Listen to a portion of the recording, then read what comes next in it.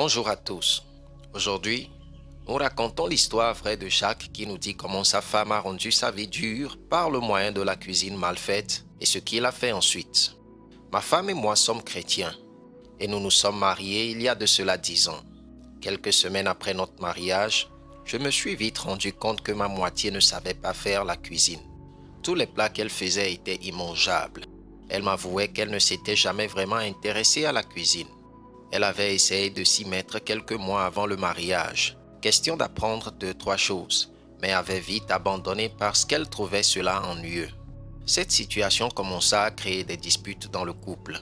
Je me sentais trahi et j'étais en colère.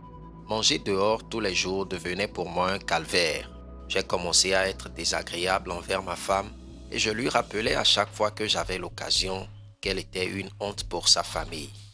Ce qui me tuait le plus, c'est qu'elle ne faisait aucun effort pour remédier à ce problème. Limite, elle s'en foutait. Ce comportement m'exaspérait et m'énervait. Je ne savais plus quoi faire parce que les disputes devenaient de plus en plus récurrentes. Je décidai donc de prendre mes responsabilités. Un soir, pendant que ma femme n'était pas là, je pris un moment de prière et je confiai cet aspect de mon foyer au Seigneur.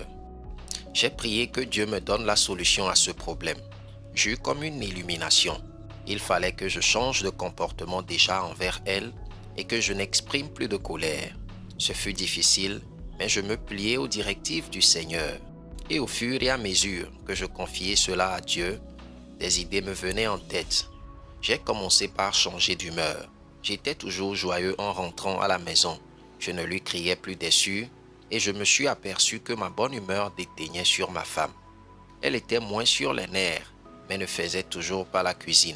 Je continuais de prier et je demandais au Seigneur de mettre l'amour de la cuisine dans le cœur de mon épouse. Pendant des mois, j'ai prié dans le secret pour cela. Un jour, je décidai de faire un gâteau et j'ai demandé à ma belle de venir m'aider. Elle trouva cela étrange, mais ne savait pas que cela faisait partie de notre stratégie à Dieu et à moi. On passa un moment génial tous les deux à faire ce gâteau. Bien entendu, nous avions la recette sous les yeux. Un autre jour, je l'invitai à faire un plat de chez nous, toujours avec une recette et dans la bonne humeur. Plus les jours avançaient, je voyais le changement s'opérer dans notre vie. Maintenant, c'est elle qui venait me chercher pour faire la cuisine.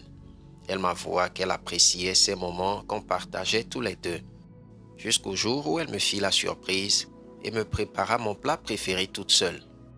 Alléluia, de gloire en gloire. Aujourd'hui, ma femme a développé un amour pour la cuisine qu'elle-même n'arrive pas à expliquer. Mais moi, je sais d'où cela vient, de notre Dieu. Elle s'est découverte une passion et a démissionné pour s'y consacrer. Je suis fier d'annoncer qu'elle va bientôt ouvrir son 2e restaurant dans la ville où nous sommes. Que le nom du Seigneur soit glorifié. J'ai beaucoup appris de cette situation. Cela m'a pris du temps pour obtenir le résultat final, mais le temps de Dieu est toujours le meilleur. Les difficultés dans le couple sont inévitables, mais Dieu a donné une arme pour les combattre, la prière.